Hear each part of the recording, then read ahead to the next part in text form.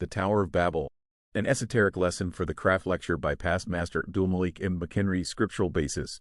Genesis chapter 11 verses 1 to 9. Assalamu alaikum, brothers. When we open the volume of sacred law to Genesis chapter 11 verses 1 to 9, we are presented with the account of the Tower of Babel.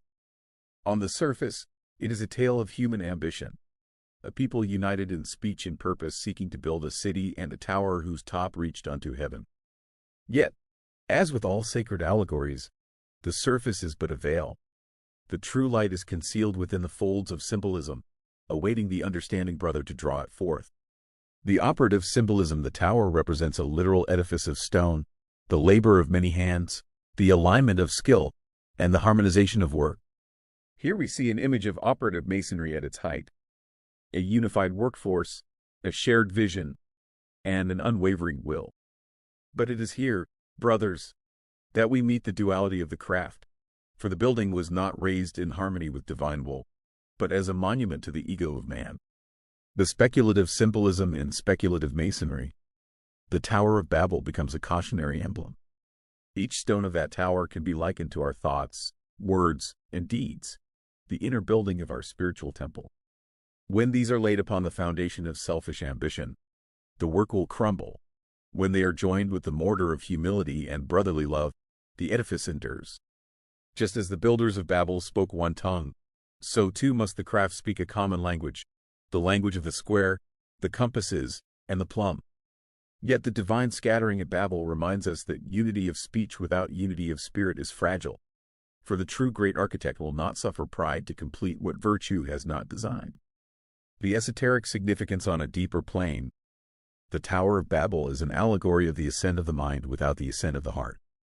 In ancient mystery traditions, the vertical ascent, the tower or ladder, is the path of consciousness seeking the divine.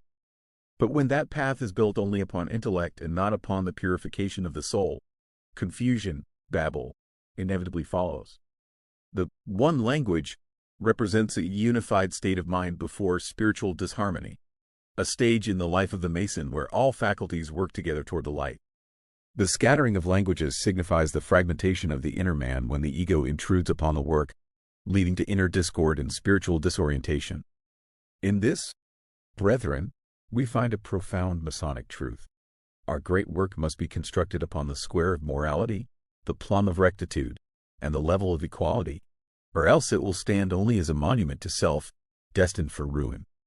Conclusion: thus, let the Tower of Babel stand before us as a silent emblem, not a warning against building high, but against building wrongly. Let our personal temple rise, not toward our own glory, but toward the glory of the great architect of the universe, whose plans are laid in love, whose designs are traced in truth, and whose completion is measured in the harmony of all creation. Genesis chapter 11 verses 1 to 9 remains not merely history, but a living allegory, that in all our labors, whether operative or speculative, we must seek unity not only in speech, but in spirit. Only then will our work ascend beyond the clouds and find acceptance in the grand lodge above. Let's get to the light.